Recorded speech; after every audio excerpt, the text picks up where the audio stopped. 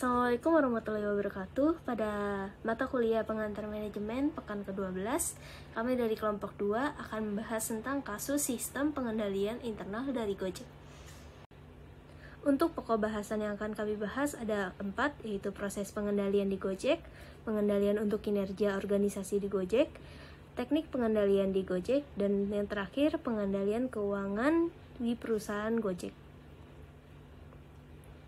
Seperti yang kita tahu, Gojek didirikan oleh Pak Nadiem Makarim pada tahun 2010. Berdasarkan data yang ditampilkan dari website resmi Gojek, Gojek membuat pilar sebagai acuan servis yang diklasifikasikan menjadi 3 pilar, yaitu speed, innovation, dan social impact. Sebelum membahas lebih lanjut, saya akan membahas tentang cara kerja layanan di Gojek. Yang pertama, konsumen melakukan pemesanan melalui aplikasi dan menentukan metode pembayaran. Konsumen biasa dapat memilih menggunakan metode pembayaran cash ataupun GoPay. Yang kedua, aplikasi memproses pemesanan sesuai dengan algoritma sistem, dan akhirnya driver mendapatkan bidding, mengantarkan penumpang atau menjalankan pelayanan. Dan yang terakhir, setelah sampai tujuan atau pesanan selesai, penumpang membayarkan uang cash atau tidak perlu membayar lagi apabila sudah menggunakan sistem Gojek, GoPay. Selanjutnya ada bentuk kecurangan yang terjadi pada Gojek. Yang pertama yaitu ada order fiktif.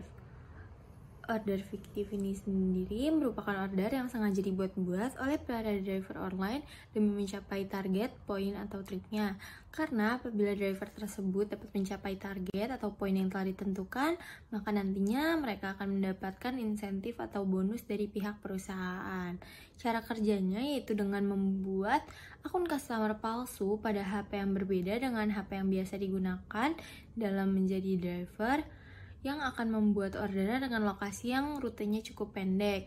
Setelah itu, driver tersebut akan menerima orderan tersebut dan dia akan menyelesaikan orderannya.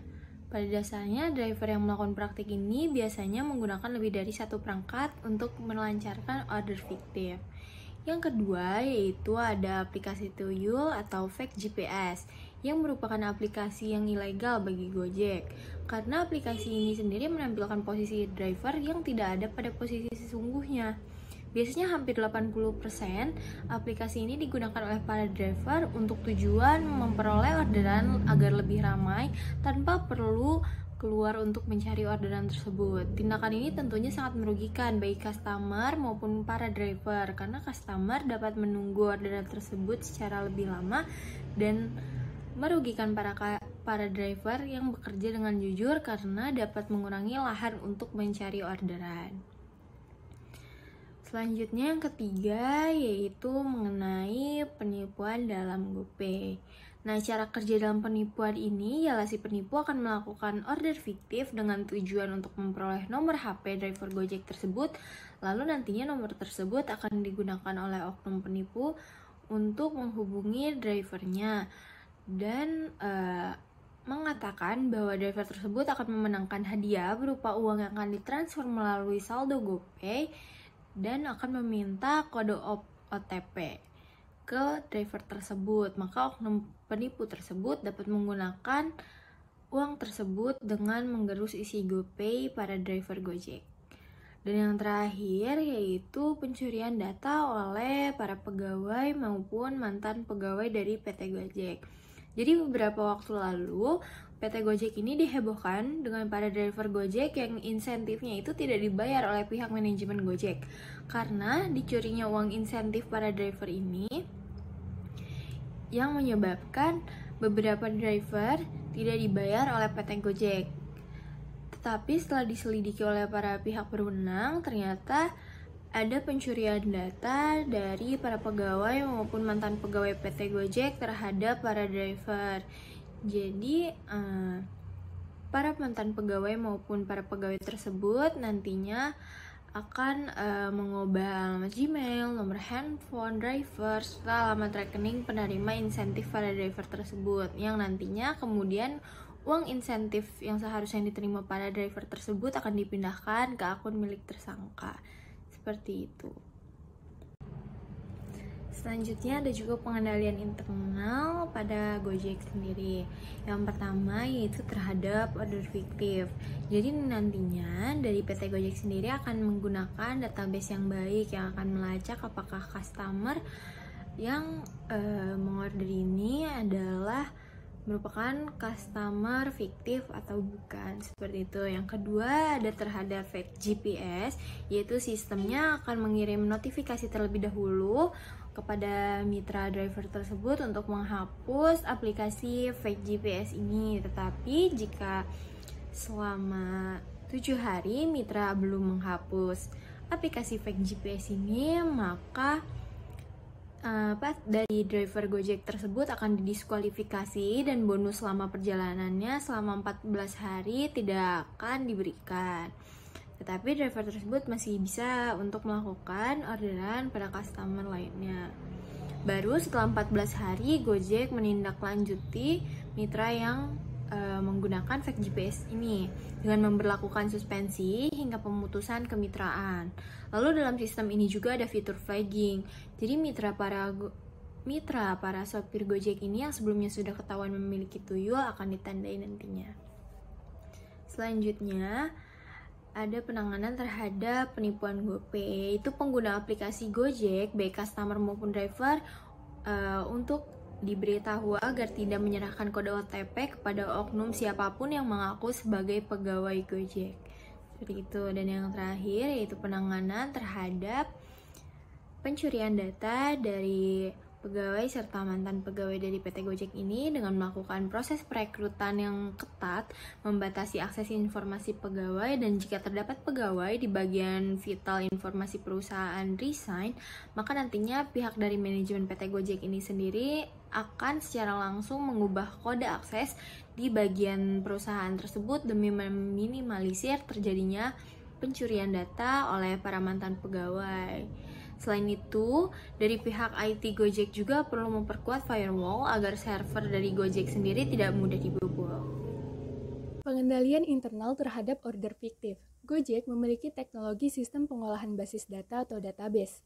Penggunaan database yang baik mampu membantu seorang tim pengendalian ketika mencari data driver yang terdeteksi melakukan kecurangan atau database, mempermudah ketika pencarian stok persediaan, barang paling laku atau layanan yang paling sering digunakan oleh pelanggan, stok makanan di fitur GoFood, mengecek harga barang, dan masih banyak lainnya. Selain itu, Gojek juga menggunakan sistem suspend terhadap para driver Gojek guna mencegah fraud atau ketidakwajaran dalam setiap transaksi aplikasi Gojek. Kebijakan suspend juga dianggap untuk melindungi konsumen Gojek. Lalu selanjutnya ada pengendalian internal terhadap order fake GPS. Gojek tengah mempersiapkan sistem keamanan baru di aplikasinya yang bisa mendeteksi aktivitas tuyul. Cara kerja sistem keamanan ini tidak langsung memblokir fake GPS, tetapi sistem akan mengirim notifikasi kepada mitra untuk menghapusnya selama 7 hari. Jika selama 7 hari mitra belum menghapus tuyulnya, maka mereka akan didiskualifikasi dari bonus perjalanan selama 14 hari. Baru setelah 14 hari, Gojek akan menindaklanjuti mitra nakal pengguna tuyul dengan memberikan suspensi hingga pemutusan kemitraan. Dalam sistem ini juga ada fitur flagging. Mitra supir Gojek yang sebelumnya ketahuan memakai tuyul akan ditandai. Ketika mereka melakukan kecurangan kembali, maka Gojek akan menindak tegas dengan pemutusan kemitraannya tanpa pesan permintaan hapus tuyul dan didiskualifikasi dari bonus. Untuk selanjutnya ada pengendalian internal terhadap penipuan GoPay. GoPay di sini merupakan salah satu fitur pembayaran atau uang elektronik yang dapat digunakan para pengguna Gojek. Dengan fitur keamanan yang coba diberikan oleh Gojek, tidak menutup kemungkinan untuk terjadinya penipuan melalui fitur pembayaran ini sendiri. Kasus penipuan ini banyak terjadi pada customer maupun driver Gojek yang itu sendiri. Cara kerja penipuan ini adalah si penipu melakukan order fiktif dengan tujuan untuk memperoleh nomor HP driver Gojek, lalu oknum penipu tersebut menghubungi driver Gojek dan mengaku dari pihak kantor Gojek Pusat. Setelah itu oknum penipu ini mengatakan bahwa driver tersebut memenangkan hadiah berupa uang yang akan ditransfer ke GoPay, namun dengan syarat si driver harus memberikan kode OTP-nya. Dengan mengetahui kode OTP tersebut, oknum penipu dapat mengambil isi GoPay driver Gojek. Maka dari itu, pihak Gojek menghimbau para customer juga drivernya untuk tidak menyerahkan kode OTP kepada siapapun, terutama kepada oknum yang mengaku sebagai pegawai Gojek. Dan yang terakhir adalah pengendalian internal terhadap pencurian data.